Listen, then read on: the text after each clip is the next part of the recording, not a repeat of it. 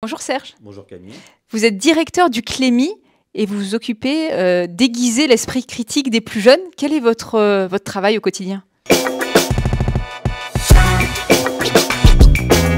Alors le Clémy, d'abord, qu'est-ce que c'est? C'est un opérateur public qui s'occupe d'éducation aux médias et à l'information. Et donc cette éducation aux médias et à l'information, elle commence à l'école, dès les plus jeunes âges. On essaye d'ouvrir à tous les publics et c'est finalement de renforcer les cultures médiatiques et numériques de tous les publics, de toutes les générations, dans un monde où l'info est partout aujourd'hui. Savoir s'informer, c'est savoir être citoyen? Savoir s'informer, c'est effectivement pouvoir s'engager en démocratie. C'est ce qu'est la définition du citoyen. On dit citoyen libre et engagé, citoyen libre et éclairé. Et effectivement, ne pas être manipulé, mais être capable d'avoir son libre arbitre et pouvoir, en âme et en conscience, je dirais, prendre des décisions. Est-ce que nos jeunes, ils font la différence entre les faits et leur opinion? Est-ce que c'est quelque chose qu'on arrive à travailler au sein des classes? Ça fait partie, je dirais, des fondamentaux de l'éducation aux médias et à l'information, justement, que de savoir distinguer les faits des opinions. Hannah Arendt, qui disait effectivement la liberté d'opinion est une farce si l'objet du débat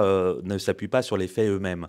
Et donc aujourd'hui, on voit bien avec les réseaux sociaux numériques, avec la désinformation, avec tout ce qui peut circuler, tous ces flux de contenu, qu'il est de plus en plus difficile finalement de trier. Finalement, quels sont selon vous les sujets les plus difficiles à évoquer avec notre jeunesse? La première difficulté pour la jeunesse, c'est de se reconnaître dans des médias qui ne sont pas forcément faits pour eux.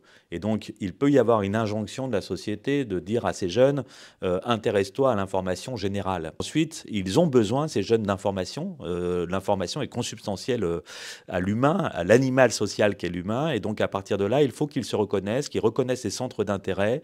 Et là, effectivement, ils vont porter sur des enjeux extrêmement forts pour la jeunesse, dans la construction du citoyen, des questions d'égalité femmes-hommes, elles sont partout présentes. Le rapport à la religion apparaît, mais là, il apparaît plus dans les, je dirais, pratiques qu'on aborde à l'école, ou des conflits de loyauté entre ce que l'on entend dans le giron familial, dans l'entourage personnel, et ce que l'on va apprendre en classe. Et donc là, il y a un défi de l'école de la République, que de pouvoir justement être cet endroit neutre et indépendant, où on va justement s'émanciper de toute forme de tutelle, qu'elle soit familiale, personnelle, religieuse, pour aller sur l'universel.